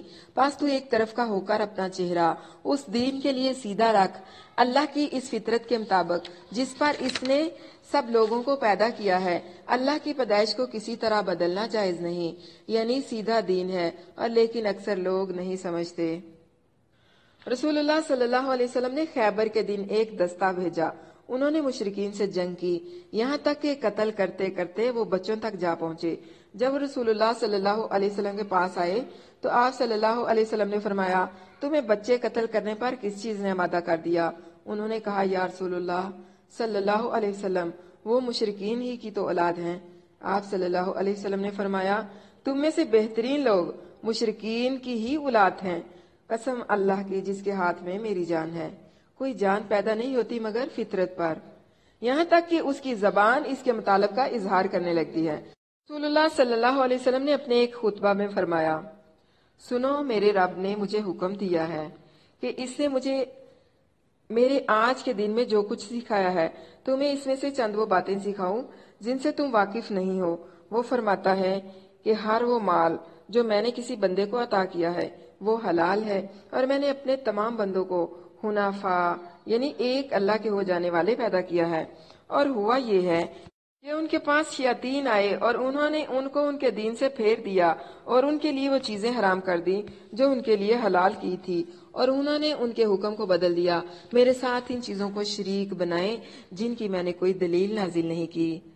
अल्लाह की मखलूक को बदलना यानी अल्लाह का दीन इस्लाम जिस पर अल्लाह ने लोगों को पैदा किया है, इसे बदलना, तौहीद की बजाय शिरक करना और उसके हरामो हलाल को अपनी तरफ से नाफिज करना। जिस तरह के देखें, नाक कान काटना, शक्ल पर अल्लाह ताला ने किसी को पैदा किया है उसे बदलना और उसके कान या नाक वगैरह को काटना जायज नहीं है। यही सीधा दीन है। ज़ालिकद दीनुल क़य्यिम, शरीयत इस्लाम, फितरत सलीमा, यही सीधा और यही मजबूत दीन है। लेकिन अक्सर लोग नहीं जानते, बल्कि क्या करते हैं, बाप दादा के रस्म रिवाज और शैतान के पीछे चलकर फितरत के खिलाफ कुफ्र और शिरक को इख्तियार कर लेते हैं। यानी जब बच्चा दुनिया में आता है तो उसे शिरक का नहीं पता होता, वो शिरक नहीं करता। उसे पता होता है फितरत सलीम के मुताबिक कि उसका खाना पीना अल्लाह के जिम्मे है। 2 साल तक तो बच्चा देखें कि सिर्फ एक दूध पर गुजारा कर लेता है। उन्हें पता होता है कि हमारी मुरादें भर लाने वाला अल्लाह है, इसलिए वो शिरक नहीं करते, खालिस होते हैं। और उसके बाद जैसे जैसे वो बड़े होते हैं, अपनी उम्र की जवानी में पहुंचते हैं, यानी जब तक वो जवानी में पहुंचते हैं उनके अंदर दुनियादारी की तलब पैदा हो जाती है। वो दुनिया के लिए दौड़ धूप करना शुरू कर देते हैं और फिर यहीं से खराबी पैदा होती है। कायनात का जर्रा जर्रा गौर फिक्र की दावत देता है। नमाज पढ़नी है, मुशरिक नहीं बनना, मुआहद बनना है, खालिस अल्लाह के लिए होना है, मुरादें भर लाने वाला अल्लाह है, अल्लाह के सिवा कोई मुरादें भर लाने वाला नहीं। हजरत माँ से हजरत उमर रजी अल्लाह अन्हु ने इस आयत का मतलब पूछा तो उन्होंने फरमाया ये 3 चीजें हैं और इन्हीं में नजात है, यानी ये नजात की जड़ है। पहली चीज इखलास, दूसरी चीज नमाज और तीसरी चीज है इतायत। अहले ईमान तकलीफ में, सब्र में, खुशी में शुक्र करते हैं, नेक अमल करते हैं और फिर कराबतदारों मस्कीनों को हक देने की बात भी यहाँ पर की गई थी। इन लोगों से जिन्होंने अपने दीन को टुकड़े टुकड़े कर दिया और कई ग्रोह हो गए, हर ग्रोह इसी पर जो उनके पास है खुश है, और जब लोगों को कोई तकलीफ पहुंचती है वो अपने रब को उसकी तरफ रजू करते हैं, पुकारते हैं। फिर जब वो इन्हें अपनी तरफ से कोई रहमत सिखाता है तो अचानक इनमें से कुछ लोग अपने रब के साथ शरीक ठहराने लगते हैं, ताकि जो कुछ हमने इन्हें दिया है इसकी ना शुक्री करें, सो फायदा उठा लो और जल्द ही जान लोगे। या हमने उन पर कोई दलील नाजिल की है कि वो बोलकर वो चीजें बताती हैं जिसे वो इसके साथ शरीक ठहराया करते थे। यानी अल्लाह ताला कह रहा है कि मैंने कोई दलील भेजी है इसके साथ, या कि वो चीजें खुद ही बोल बोल कर इनको बताती हैं। और जब हम लोगों को कोई रहमत चखाते हैं और इससे खुश हो जाते हैं और इन्हें कोई बुराई पहुंचती है इसकी वजह से जो उनके हाथों ने आगे भेजा, तो अचानक वो नाउमीद हो जाते हैं। और क्या उन्होंने नहीं देखा कि अल्लाह रिज़्क फराख कर देता है जिसके लिए चाहता है और तंग कर देता है। बेशक इसमें उन लोगों के लिए यकीनन बहुत सी निशानियां हैं जो ईमान रखते हैं। बस कराबत वाले को उसका हक दे और मस्कीन को और मुसाफिर को। ये उन लोगों के लिए बेहतर है जो अल्लाह का चेहरा चाहते हैं और वही फलाह पाने वाले हैं। और जो कोई सूदी कर्ज तुम इसलिए देते हो कि लोगों के अमवाल में बढ़ जाए, तो वो अल्लाह के यहाँ नहीं बढ़ता। यहाँ पर दोबारा ज़हन साजी की जा रही है। बड़ी अच्छी तरह से पहले भी बताया गया था कि सूद हराम है, अब यहाँ पर फिर बताया जा रहा है कि सूद से बचें, ये अच्छी चीज नहीं है। कुछ तुम ज़कात से देते हो, अल्लाह के चेहरे का इरादा करते हो, तो वही लोग कई गुनाह बढ़ाने वाले हैं। अल्लाह वो है जिसने तुम्हें पैदा किया, फिर तुम्हें रिज़्क दिया, फिर तुम्हें मौत देगा, फिर तुम्हें जिंदा करेगा। क्या तुम्हारे शरीकों में से कोई है जो इन कामों में से कुछ भी करे? वो पाक है और बहुत बुलंद है इससे जो वो शरीक ठहराते हैं। कराबतदारों और मिस्कीनों को उनका हक देना है। जब तमाम वसाइल और रिज़्क اور ان کا اختیار صرف اللہ کے ہاتھ میں ہے، پھر وہ جس پر چاہے اس کے دروازے کھول دے۔ البتہ مال والوں کو چاہیے کہ اللہ کی راہ میں اس کے دیے ہوئے مال میں سے خرچ کریں اور مستحقین کو ان کا حق دیتے ہیں، جو رشتہ دار ہیں، مسکین ہیں، مسافر ہیں۔ اللہ نے ان کے حصے کا آپ کو زیادہ دے دیا ہے، اسی لیے کہتے ہیں کہ جو زکوٰۃ ہے امراء سے لے کر غرباء میں تقسیم کی جاتی ہے، یعنی ہم ان کے امراء سے لے کر ان کے غرباء میں تقسیم کر دیتے ہیں۔ اللہ نے ان کے حصے کا آپ کو دے دیا ہے، اس لیے آپ ان کو ان کا حق دیں، یعنی زکوٰۃ اور صدقات وغیرہ میں سے۔ اگر آپ زکوٰۃ یا صدقات اپنے کسی رشتہ دار کو دیتے ہیں تو آپ کو اس کا دوہرا اجر ملے گا، ایک قرابت کا اور دوسرا صلہ رحمی کا۔ مفہوم حدیث ہے، فرمان نبوی ہے صلی اللہ علیہ وسلم، سود کھانے والے پر اور اسے کھلانے والے پر اور ان کے لکھنے والوں پر اور اس کی گواہی دینے والوں پر لعنت ہے، اور پھر فرمایا کہ یہ تمام کے تمام گناہ میں برابر کے شریک ہیں۔ اس کو کہتے ہیں نیکی کر برباد کر، یعنی نیکی برباد اور گناہ حاضر، کہ سود لینے والا تو پیسہ لے گیا، کوئی اپنے پاس کوئی فائدے کی چیز لے گیا نا، اور باقی سب مفت میں گناہ کے حصے دار بن گئے۔ اسی طرح ایک اور مفہوم حدیث ہے، فرمان نبوی صلی اللہ علیہ وسلم ہے، جس قوم میں سود اور بے حیائی یعنی زنا عام ہو جائے تو وہاں کے رہنے والوں نے اپنے اوپر اللہ کے عذاب کو حلال کر لیا۔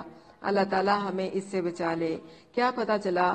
تنگ دستی اور خوشحالی دونوں حالتوں میں اللہ کو یاد کرنا ہے، دنیاوی خواہشات کے پیچھے نہیں چلنا، ہدایت اللہ سے طلب کرنی ہے، فطرت سے ہٹ کر کوئی بھی کام نہیں کرنا، تفرقوں میں نہیں بٹنا، اللہ کی رحمت کی امید رکھنی ہے۔ اور آپ اگلا رکوع نوٹ کر لیں 41 سے 53۔ لوگوں کے گناہوں کی وجہ سے زمین پر فساد پھیل گیا۔